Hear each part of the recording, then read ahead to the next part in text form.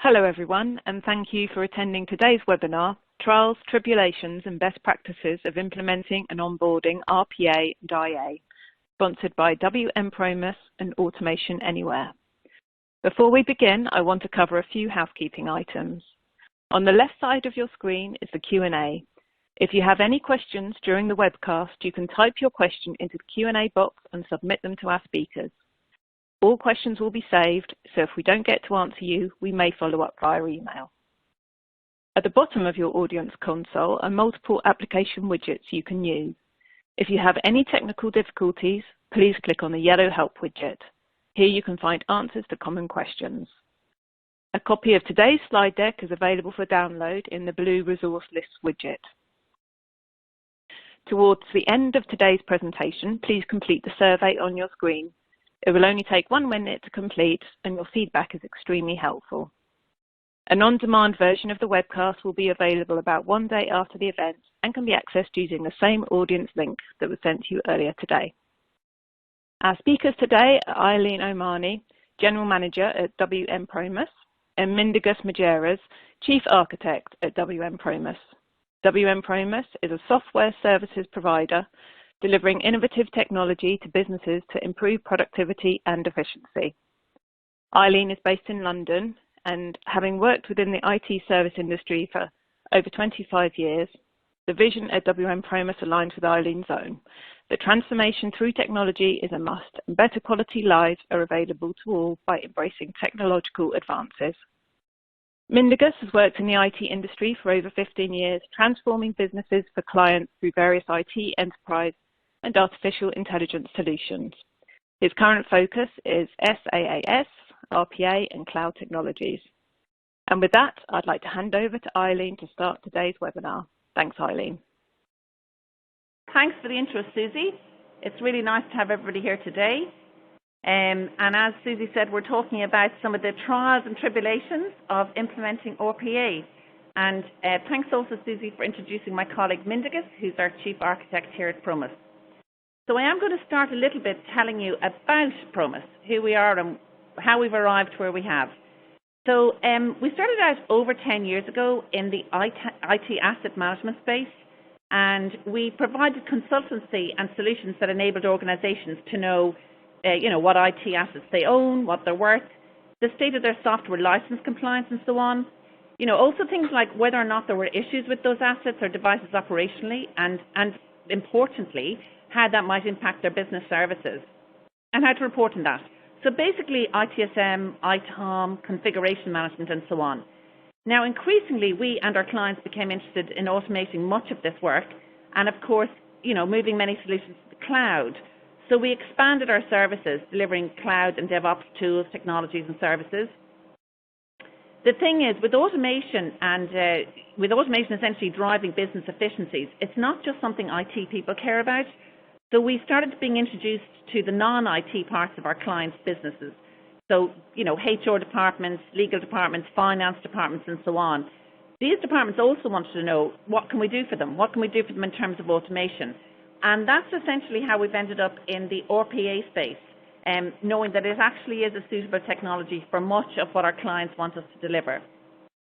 Now, given that I have Mindaugas with me here today, I'm going to hand over to him to just tell you, what is RPA? Thanks, Eileen. Yeah, that's a very frequent question. So what is it really? Well, it stands for robotic process automation. So what it basically is just orchestration software. And what that software does is execute a series of tasks that make up a process that typically is undertaken by a human employee. So think invoicing, payroll, think client onboarding. All of those processes involve entering data into a computer application. So with RPA, instead of a human logged onto a computer and going through a series of tasks doing it, there is a piece of software known as a robot, or a shorthand for a bot, that tackles those tasks. So RPA bots are capable of mimicking most human to computer interaction, but just much faster. So it doesn't matter what kind of a process to be automated is. It could be an HR process, such as onboarding lots of new employee records into a payroll system, say after a merger, or it could be a financial process such as generating an invoice. It doesn't really matter because RPA is cross-functional.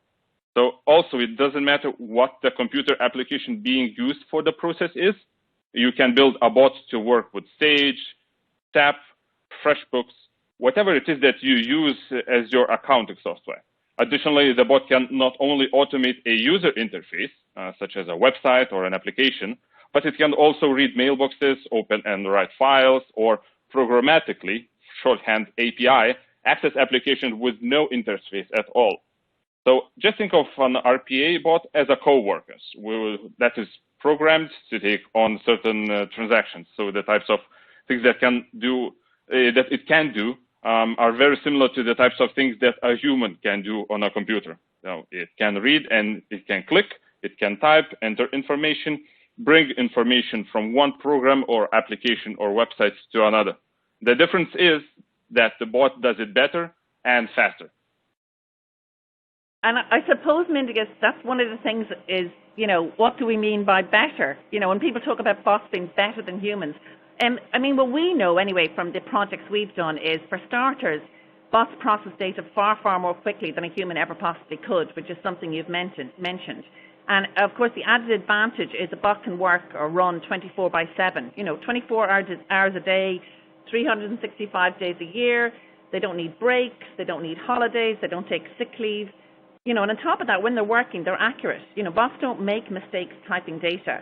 Now, you can include steps for your bot to pick up on data that has been provided that is errors, but the bot itself will process the data just as it's directed, exactly as it's directed, 100% every time. They're an utterly reliable worker. Now, the other thing with bots is they can scale up or down as demand fluctuates. And given that they use your existing applications, RPA is essentially a non-disruptive technology, solution to improving productivity. We're not talking about going out and replacing whatever your current accounting system is, or replacing your current HR system, and so on. Now, I would say, can they replace humans? No. And we see an awful lot in the press about the anxiety of the workforce around the concept that a piece of technology would come and take their job. But look, there's so much bots cannot do that we do. We're great at storytelling. We're great at creating plans, strategies, interviewing people. We build relationships.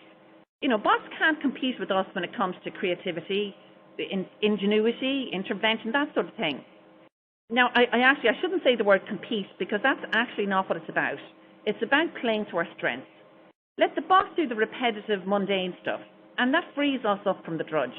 That lets us do far much more. That lets human workers be strategic, be agile, be inventive, do stuff that works towards a far wider transformation in an organization. So it is true. The future is holding a combination of human workers and digital workers, or bots as you've called them.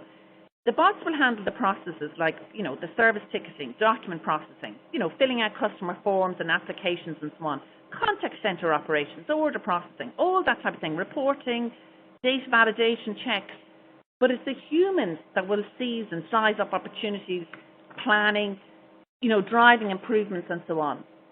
And I suppose one of the things for us to talk about next, Mindaugas, is that sort of border where people talk about, well, a bot is more than just code. What about intelligence, Mindaugas? What about intelligence? Sure. Thanks, Eileen. So I do get quite often a question about what RPA and AI differences are. I've worked on both the big RPA projects and delivering AI solutions.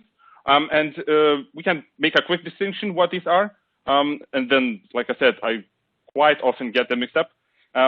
So that and other terms like machine learning and smart analytics are kind of put together into one place, thinking that it's the same thing, though it's not.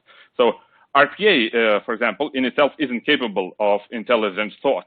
Sure, it can do things quickly, but every process that RPA automates must be explicitly programmed by a human beforehand, so that the robot doing the automating knows exactly what to do. So that's why RPA is ideal for rule-based and highly repetitive tasks. On the other hand, AI is essentially an umbrella term for various software or methods that can demonstrate intelligence and supplement, in addition to what RPA can do, supplement RPA capabilities. So machine learning, for example, which is an application of AI. Machine learning algorithms aim to acquire knowledge, and it can learn from data without being explicitly programmed for each prediction. So the idea is that programmers are not constantly updating the system, but that the system can process data and learn from the data on its own, given a large enough set of that data. After the machine learning model is trained, it can make predictions without the intervention for programmers. So, for example, Spotify uses machine learning.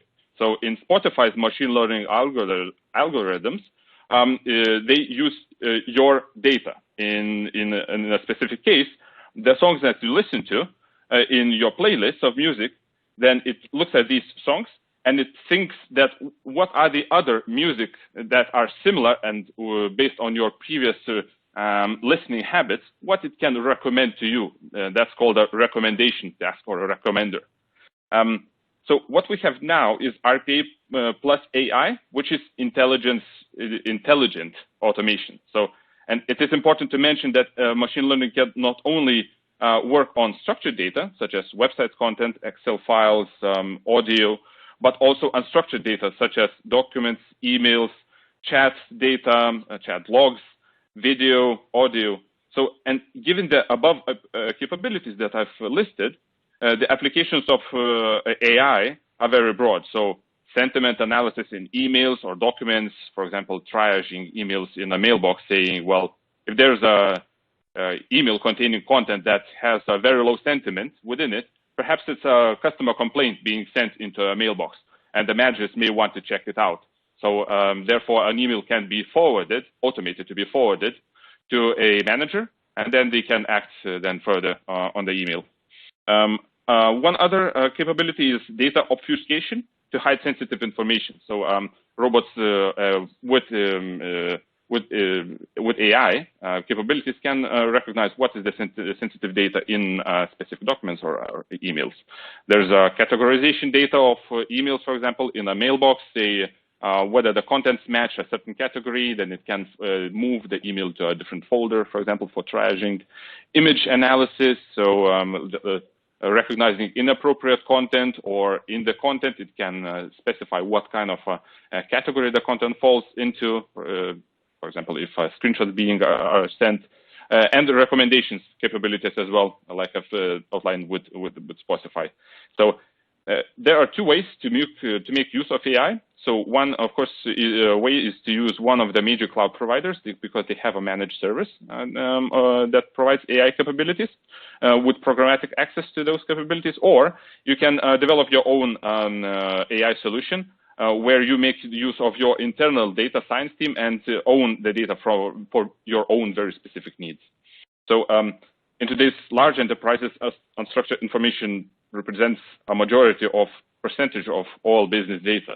So just think you can pass multiple documents to a bot via email or on a shared drive, and the bot can then read the email, open attachments, read attachments, take the tier list from multiple attachments, and based on what it has read, populate data in an Excel sheet and send someone an email, or load data into a back office like SAP or a core business system like a case management system. So based on what it thinks either the category is or what it thinks is located within the content. Or all of these things, one bot can do just as long as you program it during the development stage. So really what intelligence automation does is to extend the horizons of business processes automation by an order of magnitudes with less involvement of a human or a technical team in general, because like I said, the tasks with intelligent automation usually happen post-development automatically with no need for anyone to touch the bot further. So to cap it off, most of the use cases that we will mention today are either ones built by the Bloompromus or by our partners, or in some cases they are creations that are now available on RPA marketplaces, and they also used intelligence automation. The first two cases we will be mentioning are really topical, and so they also use some intelligent automation capabilities. That's a very short explanation of what intelligent automation is. Happy to talk for 2 hours about it, but I think that's enough for now. Eileen, what do you think? Thanks, Mindigus. Do you know what I think we should do actually is just there may be people on today who haven't actually had a chance to see a bot in action. So what I think is worthwhile doing before we look at the case studies that you mentioned, Mindigus, especially the ones that are very topical, because of the pandemic, let's just see what a bot in action looks like. Now, I've often heard you say, Mindigus, that it's a bit like the invisible man, because actually, and in this case, you don't actually see if it's a visible man at a keyboard, you don't actually even see keys being depressed. What you do see is incredibly quick activity on a GUI. So before I run the bot, let you see the bot in action, I'll tell you what it does. So we have a client, they're a leading independent drinks distributor, and naturally, as you can imagine, materials management is critical for them. They use SAP to do this. So they use SAP, they manage the details of all the materials they procure, the production, what they have in stock, what they're selling, and so on. And of course, it's crucial that all that data is precise and well maintained. So one of their processes is that the people in procurement in the drinks distributors department, they receive emails to the procurement department, and within those emails are details of supplier materials. And the email actually has an attachment in it, which is an Excel sheet, and that has data that the procurement team then enter into SAP. Now, it all seems very straightforward, and it isn't hugely complicated, but it is hugely time-consuming. There's a ton of data that comes into them. And we built a bot that basically did the same activity that the procurement team did when they were handling these inbound emails. So it read the email, opened the attached Excel file, logged into SAP, and populated the correct modules. Now, I'm just going to let you see a video of the bot in action. Now, it's the point at which the bot logs into SAP. So here we go. It logs into SAP very quickly. Then it opens up the correct modules. It starts to enter details from the supplier spreadsheet. As you can see, it is very, very quick. So the bot enters all the mandatory data that comes from the sheet and also calculates data. So it's stuff like material types, description, size, dimensions, packaging, units of measurement, tax details, purchasing info, and so on. And what it does is SAP generates a material ID then. And then using the generated material ID, the bot can then use this to populate subsequent windows and subsequent modules, which will enable it to generate a material extension. And then at the end, have enough data in the system so that a PO can be prepared and sent out.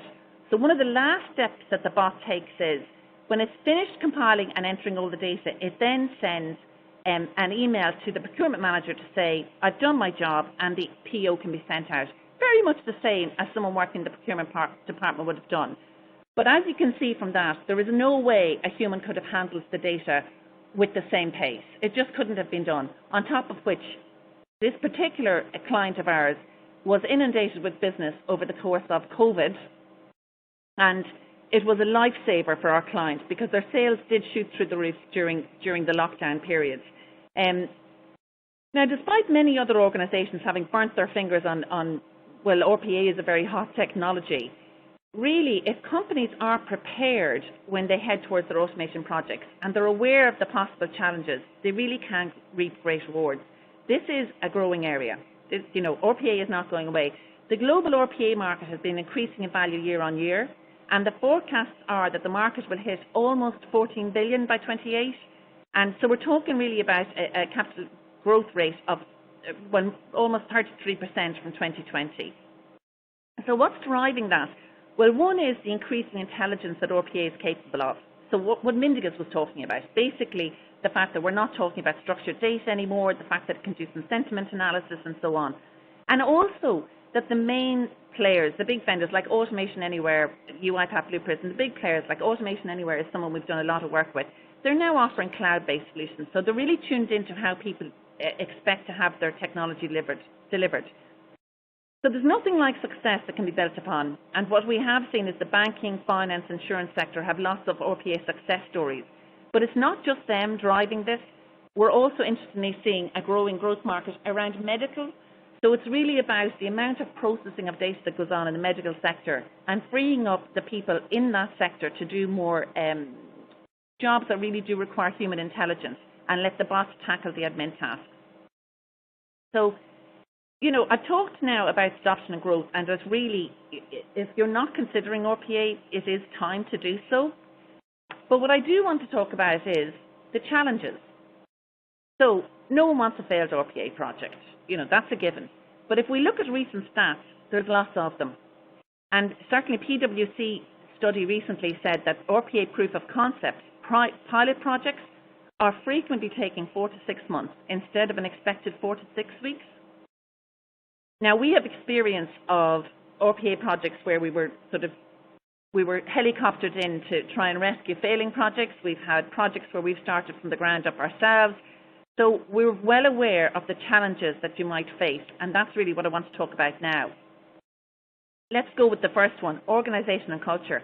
If you have an organisation that is poor at communicating and managing change, I can tell you now it will be far more difficult to embed bots among your workforce. I did touch earlier on the fact that what we're seeing is there's anxiety out amongst the employee workforce, a human workforce, that bots and automation and so on are coming to steal their jobs. But look, really it's about the message. If you think about it, we're all very comfortable with widely available intelligent tools such as sat-navs. So really, what companies need to be aware of is how they approach this and how they communicate to their employee workforce about adopting automation and what it really will mean for them in terms of an improved workplace. So really, I would say organizations need to have mature conversations with employees about advancing changes, about the future, about the benefits that automation will bring, any type of automation. The other thing about the organization and culture within your company, what I would say is you need to have IT and business aligned. So it might be that you're introducing RPA into a non-IT department. For example, HR is a very, very typical place to start. And I am actually a firm believer that it's in the capability of whomever manages workloads amongst human workers to also be capable of managing the RPA workload and managing bots. Certainly that's within anyone's capability. But I don't think that actually an RPA project should be run without having a seat at the table, without IT having a seat at the table. Because some of what it will involve is assessing vendor options, being familiar with support agreements, security, access concerns, and so on. And those are critical conversations. So I wouldn't suggest you even go to running a proof of concept before you talk to your IT stakeholders and get them involved. We have seen projects where people haven't done that, and it doesn't really go well. So the other thing is the future. So when I say the future, I'm assuming that, as with any company, there is a vision of where you want to be. You've got a strategy around that. Automation is probably part of that. In most companies we're talking to now, they know that there's business efficiencies to be reaped through automation. So you need to have a distinct RPA strategy. In the absence of an RPA strategy, it's likely you really are going to not plot a route and define your projects clearly. You really do want to work out what are our objectives for implementing RPA? How can we measure the results? When RPA comes up as a viable solution, are there other technologies to consider? When we're using RPA, is this a permanent arrangement? Is it the solution to something that's temporary, and so on? Also, when talking about the future, scaling. Let's consider scaling. If you're implementing RPA for a once-off, and we have done that for clients where they wanted to shift data from a very old legal system that had no API to a modern system, so it was literally a once-off bot they wanted, and that's fine. But if you're thinking about scaling up, you do need to think about, well, have I got a vendor who can stay the course with me in terms of the infrastructure, or if I'm moving to cloud, where I am what will that support my future plans? In terms of volumes of data, if I've got multiple bots doing different types of processes, how do I run that? Do I schedule them? Am I trying to have multiple bots logging into the same application at the same time? So in terms of thinking of the future, plan ahead and think about scaling. Now, RPA as a service solutions, this is another thing that your purchasing needs to take into account, is that increasingly we're seeing people shift from hardware and infrastructure considerations by moving stuff to the cloud and shifting the requirement to stand stuff up and to maintain stuff and so on onto whichever vendor is providing them the base technology. Now, doing that means that you're then only considered with the actual bot and the software that's required to build the bot. Right, I've mentioned the word goal here on the slide. So when I say goal, I'm not talking about strategy here. I'm talking about the specific aim of an RPA project. like if you think about it, if your first RPA run, your first RPA project, if the intention is to get financial buy-in for a larger project, this will influence the first process you choose. You don't want to choose something that delivers vast benefits that will take forever. It's about buy-in. So you want to get something out there quick that demonstrates very easily what the benefits are. Well, let's look at another goal. Like, let's say you already know that you have a massively under-resourced HR department, but possibly there's a freeze on headcount, and you know the current HR workload is far too much for the group that you have. But perhaps IT has budget, or perhaps there's budget elsewhere in technology, some part of your HR technology budget. So this is a place where you could say, well, actually, that's where I should start with an RPA bot. Because by doing so, by freeing up your workers from the HR employees from the monotonous and repetitive tasks, what it does allow your HR people to focus on is well-being, flexible paternity arrangements. They can do the stuff that really changes life for people instead of processing the paperwork that's associated with starters and leavers. Now, all of these are linked. All of these challenges are linked. Let's talk about process choice. Not all processes are suitable for automation. Now, sometimes automating a small process can result in significant savings, but automating a large but wasteful process actually doesn't bring improvements. We have a team here of business analysts, and we're very clear about the criteria you should have in place when choosing a process.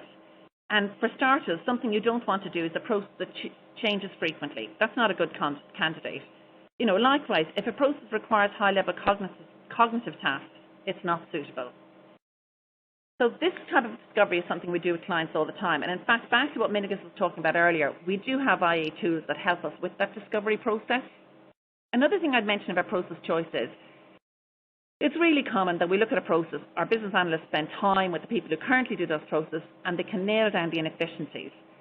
Don't implement the inefficiencies into the bot, okay? That's something we would shout out from the beginning. Another thing, does your process require working with third parties?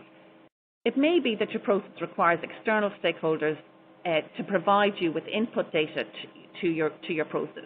So the case I did about, the one I just showed you where we had our drinks distributor client, where they had their suppliers sending information. That was fine. Their suppliers used to send it in a set format. But if you work with lots of third parties and all that data is coming in different formats, and actually there's no commitment to deliver it in any single format, you then have a much larger piece of work to go ahead with. Now, we have experience where third parties weren't contractually obliged to amend their working manner, and the relationship wasn't strong enough to actually negotiate or to reach agreement about how the incoming data would be formatted. You're not in a position there really to start building out that process. All you're looking at is a further weakening of that relationship. Right, I'll try and go quickly through this. Implementation, right. With any project, there needs to be oversight and control, right? So just get that one right from the front. Who's the sponsor for this? Who's backing this? What are the lines of escalation in terms of governance if things are going wrong? In terms of responsibilities, there's definitely one. We have been engaged in projects where there literally is no clarity around when a bot is processing data and the bot discovers that there's incoming data which is erroneous. Who should they email? Who's the bot's line manager? Who should they notify that there's an issue here? You don't want to go into a specific person. You want it to go to a generic email address, but you want that email address managed. You want there to be you want to be a human at the end of that notification, so that someone can handle that erroneous data. In terms of handover, responsibility, who are you handing the whole thing over once you've built your bot? And financing, everybody wants to know what they're getting for their money. What about securing the budget? So I think it's definitely wise to talk to somebody who's done this before, a consultancy ourselves, somebody else, but somebody certainly has done this before if you're trying to build out a business case, because it's easy to say, oh, look, we're trying to compare savings and return against current spend. But what you're not allowing for is, for example, data quality, the necessity of data quality. So if your process is sending out quotes, if that's what your process does, you want those to be 100% accurate. And the cost of them not being 100% accurate is something you need to build into your business case. Now, as Mindiga said, there are IA tools out there to help you with this discovery process. Actually, Mindiga, so I've talked enough about some of the challenges, and I will talk later about what can go wrong. But let's say somebody has given some thought to the challenges and they feel they are now in a position to build out a bot. So they've worked out what their vendor is, they've agreed that they've booked, they're not going to build these bots internally, and so on. Talk us through what a bot lifecycle looks like. Sure. Thanks, Aline. So I'm going to state the obvious. The bot's implementation comprises of 4 stages, as you can see. So the first stage is discovery, which I think may be the longest in terms of how much time and back and forth of discussions it may take. And as Ali has mentioned, there's what we have automated process discovery, also called task mining. That is a technique available within much of the major RPA players' offerings. It helps uncover the business processes by recording user interactions with various systems, including enterprise solutions, so whatever ERP you're using, whatever CRM, business process management, also personal productivity applications, Excel, Outlook, Word, and terminal and virtual environments. So the process discovery allows to hook by a person using the systems. It allows the recording of what the person is doing. So unlike process mining that reconstructs the processes using the data from event logs generated by enterprise solution, automatic process discovery captures user interactions within any application. So it records the necessary data, such as mouse movements, clicks, and so forth, for identifying RPA opportunities and also automatic creation of bots. And the product of this particular step is a bot prototype that if we further enhance, just kind of it not only allows us to document, but it makes the implementation part much shorter by already providing us with a prototype. So as part of this discovery stage, the promos always involve whoever it is that currently undertakes the process that is to be automated. So that would be a subject matter expert. You would need to spend time with the person who knows the process inside and out and fix and amend the bot prototype that has just been captured by automated process mining to arrive at the final process result. Now, having said that, automatic process discovery obviously is not a silver bullet, but it makes the capturing of the process much easier, much faster, and it kind of lays the groundwork for further discussions with SMEs to kind of talk about improvements. A key part of this discovery process is working out what should happen if the robot comes across erroneous data. So we would discuss this particular bit with the SME.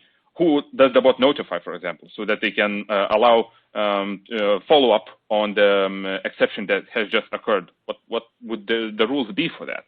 And so once we've fully documented the process, both the steps and what the exceptions may be in various situations, there is scope to discuss the actual process improvements of the process captured. And if all steps in the current process should actually be implemented, as Aline has just mentioned, that you don't want to automate everything. You kind of it is a good chance to rethink whether the process you're using is actually optimal. So after we have captured the documentation, once we have arrived at the ideal process to be implemented, and that's then what we are doing, we are coding the process. So the bot prototype is in the discovery stage, shows what steps are taken in what sequence, what applications are accessed, and based on this, the developer can flesh out what is to be amended in the RPA tool of that within that prototype. Usually, all of the RPA vendors have a drag and drop development interface to allow for rapid prototyping and development of the final process, with the ability to use code packages for extended functionality. And that's what I like with RPA tools, whatever actually vendor it would be, that it allows for drag and drop for quick kind of testing out without writing code. It makes implementation much faster at the early stage.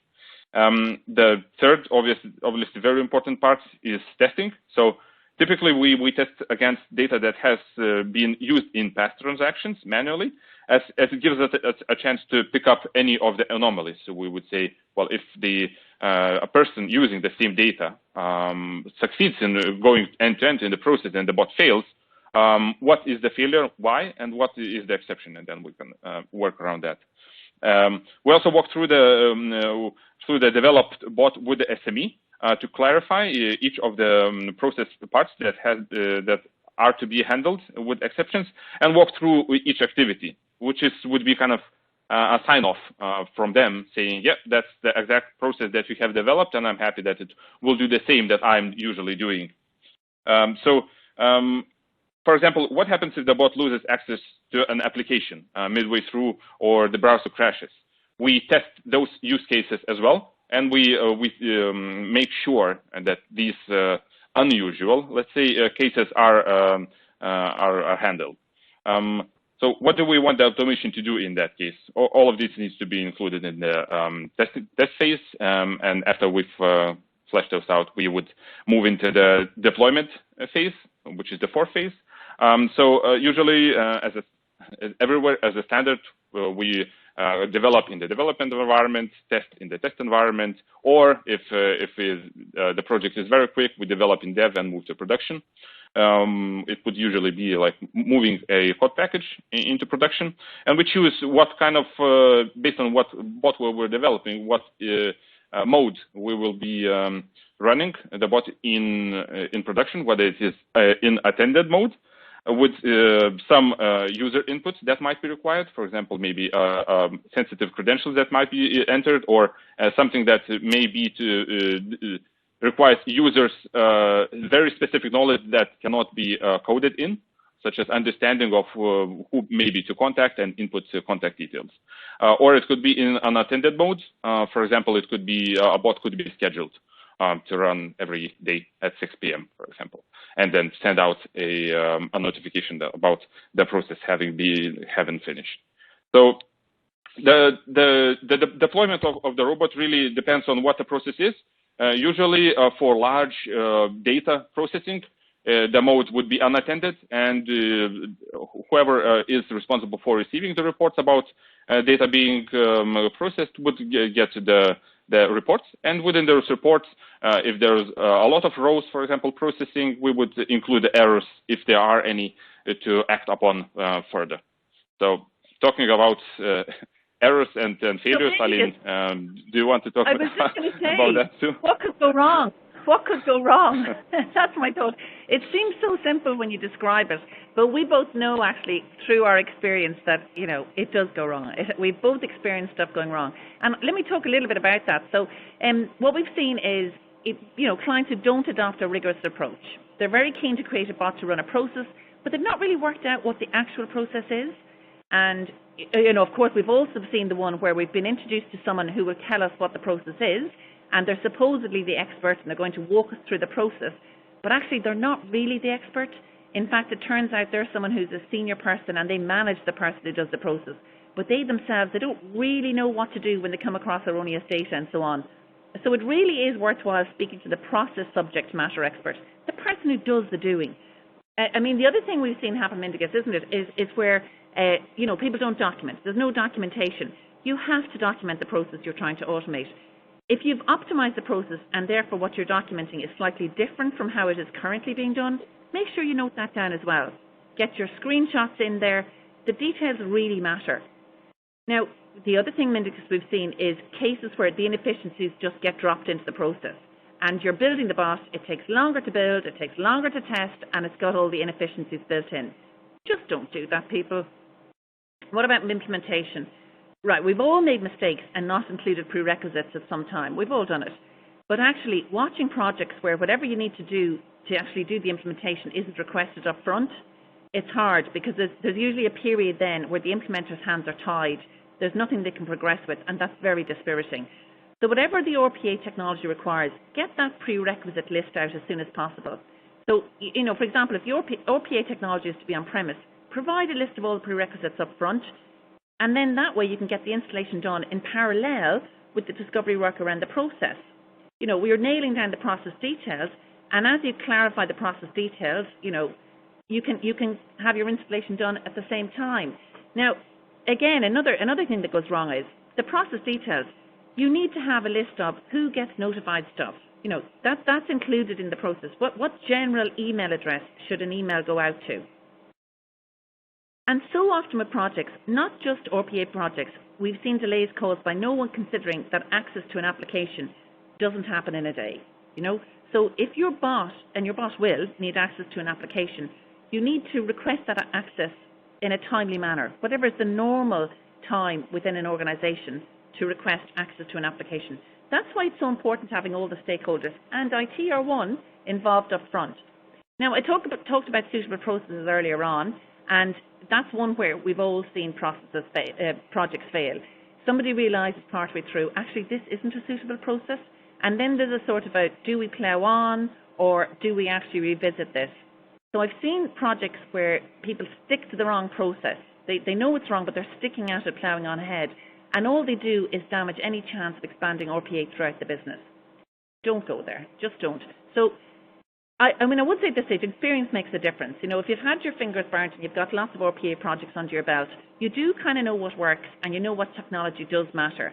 And a huge time waster is having someone with limited knowledge of either the tool or the concept of embedding RPA in an organization, working away at it.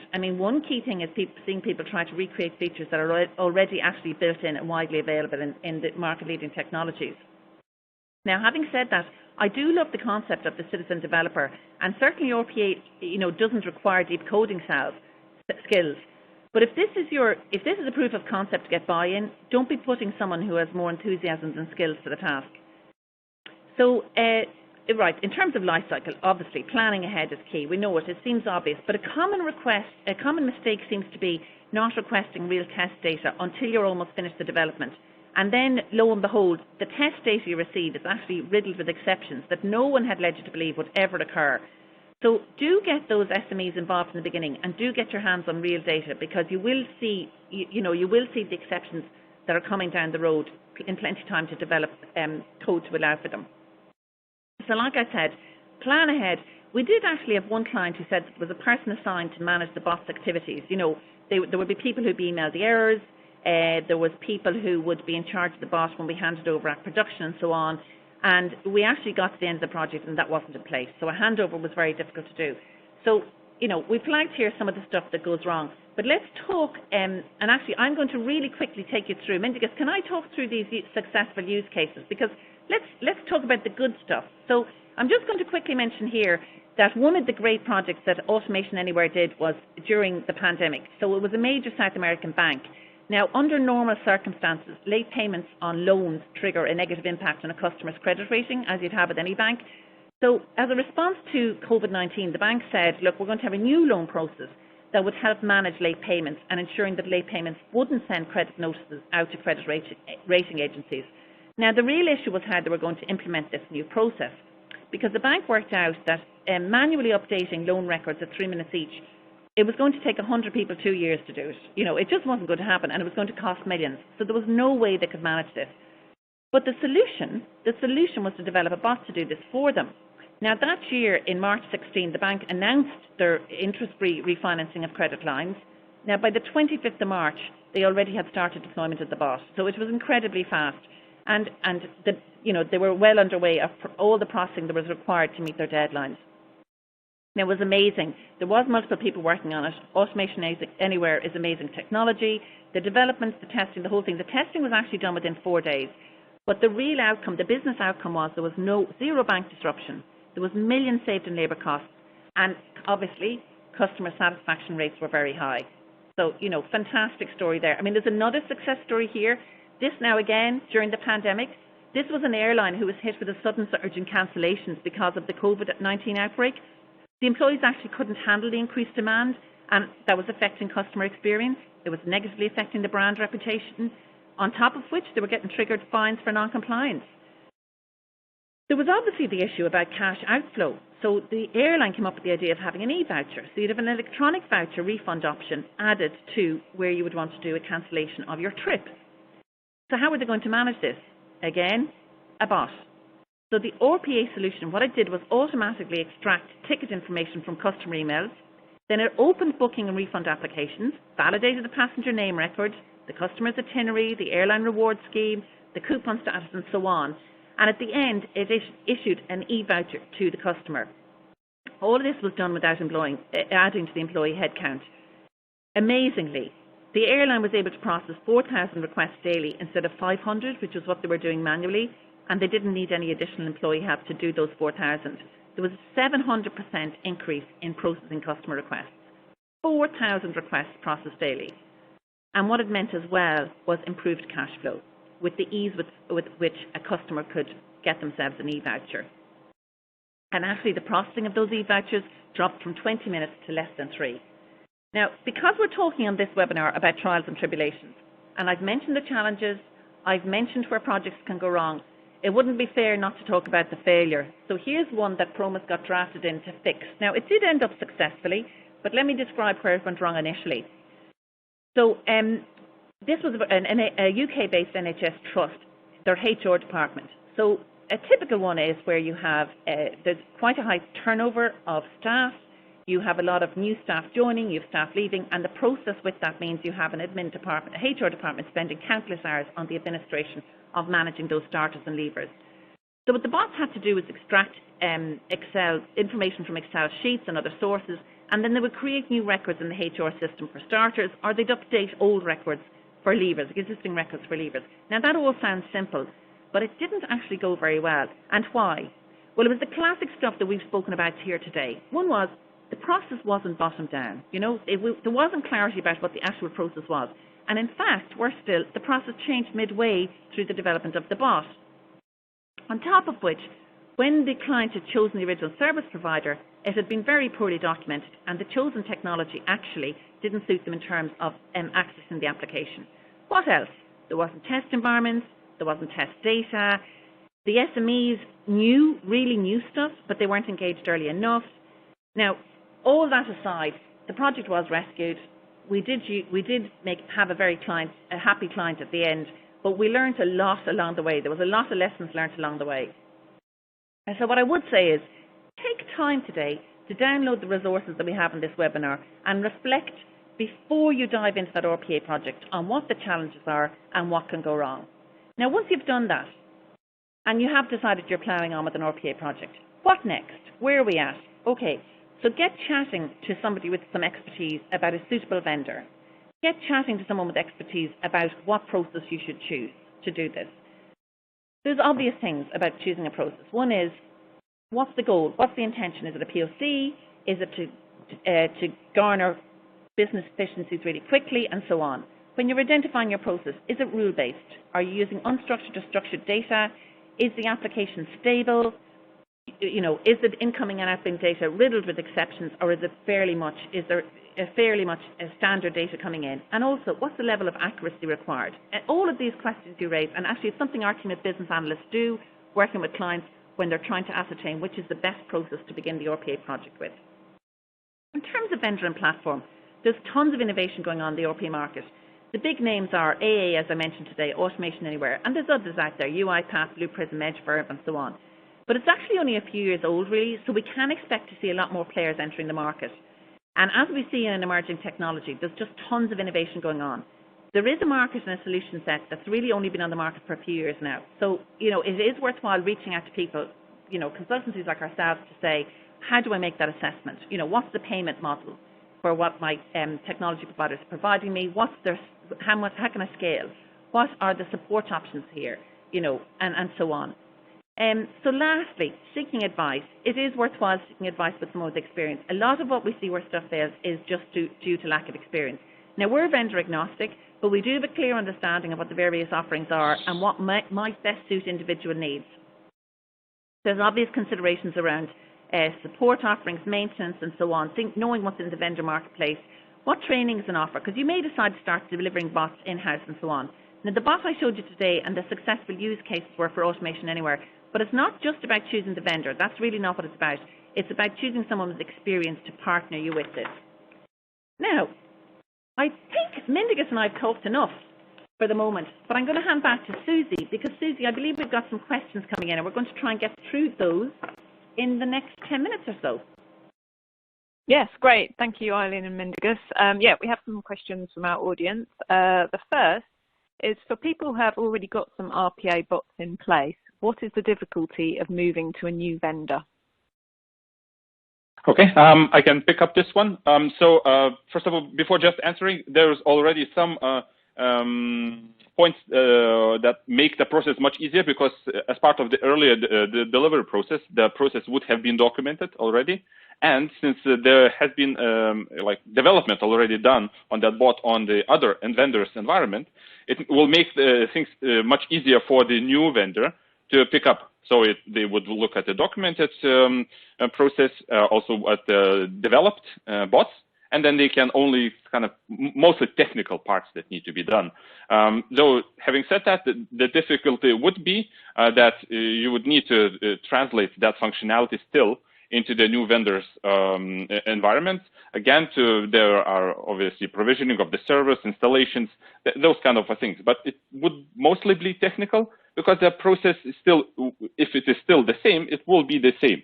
So the difficulty would be perhaps just, the whole technical part, the know-how, perhaps just getting, again, any technical resources that are needed on the customer's or at the customer's environment that they may should be available. And that's pretty much it, I think. Yeah, and I would add them in faster, yeah. Yeah, I would add there, Mindigus, that's again why it's worthwhile partnering with somebody who's vendor agnostic and has some familiarity with a broad range of tools, because that does give you the expertise to see where you can map stuff from one to the other. But yeah. Thank you.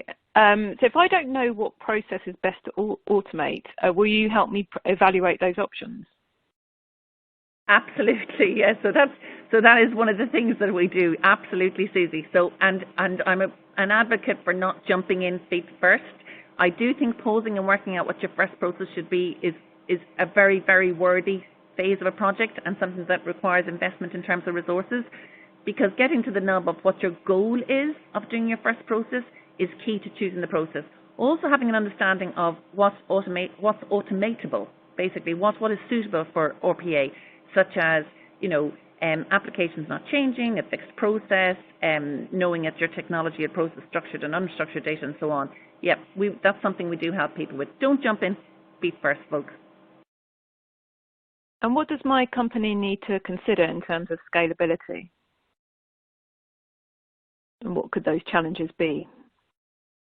Yeah, so it of course would be, again, how many processes you want, how frequent it would be, or what is the data availability. Additionally, you would need to know about what if you're automating systems, for example, how much volume can they handle, for example. Okay? Maybe I can only query a target system for maybe 20,000 records an hour. So any data sources need to be taken into account, that the data that the bot would automate is available in the required quantity, because the bot can do quickly the things as long as it is getting the data. Also, there is specifically a bot development things that one needs to know. Obviously, the tool itself, how the bot is deployed. Again, this is technical know-how that the vendor will have. And I think that's pretty much it. The resources that the bot needs to work on need to be available all the time. That it shouldn't be a bottleneck here. So you mentioned organisational challenges. Can you, I know we don't have much time, but can you elaborate a little bit more on that and how we can prepare for them? Okay, and I will try and be quick, Susie. So I think one of it is having, it's like with anything, is having a sense as an organisation who you are, what your culture is and so on. Definitely a challenge is if you do have stakeholders involved in this, and the people who will be the most helpful and who will give you the benefit of their expertise are the people who currently do that process.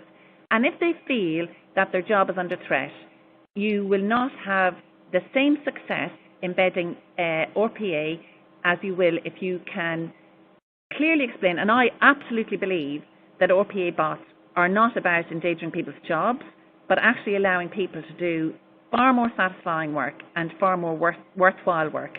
And the case in point where we talked about the NHS Trust means those workers, those human workers now, spend more time. They were fantastic to work to when we tried to build out the RPA bot. So the bot now is meanwhile processing starters and leavers data, and the human worker has got a chance to talk to their colleagues about their paternity leave, spend one-to-one time with them when they're suffering from stress and they need sick leave and so on. So it's about knowing who you are as an organisation, knowing the value of your human workers and knowing how to communicate the message of the benefits RPA has. That really is something that you need to focus on in terms of organisational challenges. Thank you. And I think that brings us to the end of the discussion today. Before we go, I'd like to thank WM Promus and Automation Anywhere for sponsoring today's event, as well as Eileen and Mindigus for the informative discussion. Just a reminder that this webinar will be available on demand starting tomorrow, so please feel free to come back and review it. Have a great day, and thank you for joining us.